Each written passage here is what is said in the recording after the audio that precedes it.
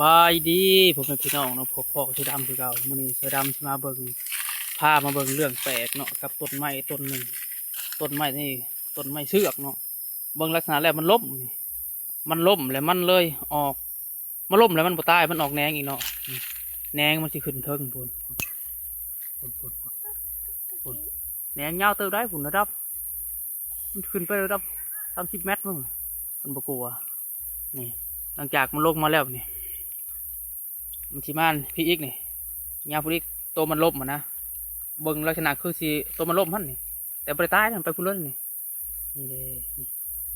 เลยมันจะขึ้นพุ่นอีกแต่บริตายนะบริตายกกเสือกน่าจะว่าแปลกกว่าพี่น้องแต่ว่าวางตัวมันล่มเลยกะวางแหนงมันอยู่เลยมันกระโจดขอโทษว่าพิษมันกระเป็นแบบเพียงเลยนะแบบมันไม่มีกระตอกกระตูดด้วยนี่ตัวมันล่มในวันนี้มันก็สิขึ้นแหนงขึ้นเทิงนี่ตัวนี้มันสิไปพุ่นเลยนี่มันนอนเด้จะว่ามันนอนคืองูไปเลยนี่คอยว่าแปลกได้ต้นไม้นี่ต้นไม้ล่มแต่ว่ามันเป็นแบบนี้แต่แล้วใครเคยเห็นบ่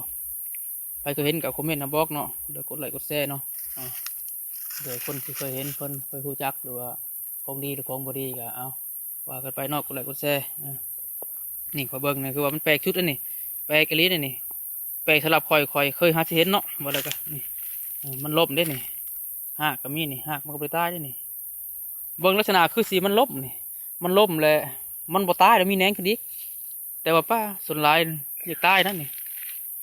ถือว่าแปลกเนาะกดไลค์กดแชร์ใครว่าแปลกคอมเมนต์มาบอกว่าใครเคยเห็น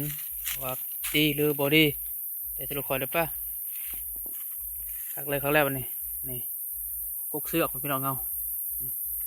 ผมยาวมันก็ว่า30 เมตรดูรู้จักไปนะพ่อยไปนี่น้เอาขอบมุกขอใจแล้วพี่น้องเอ้ยได้ก็คอมเมนต์มาบอกว่ากันไปโอเคต้นไม้ล้มลุกก็ว่าได้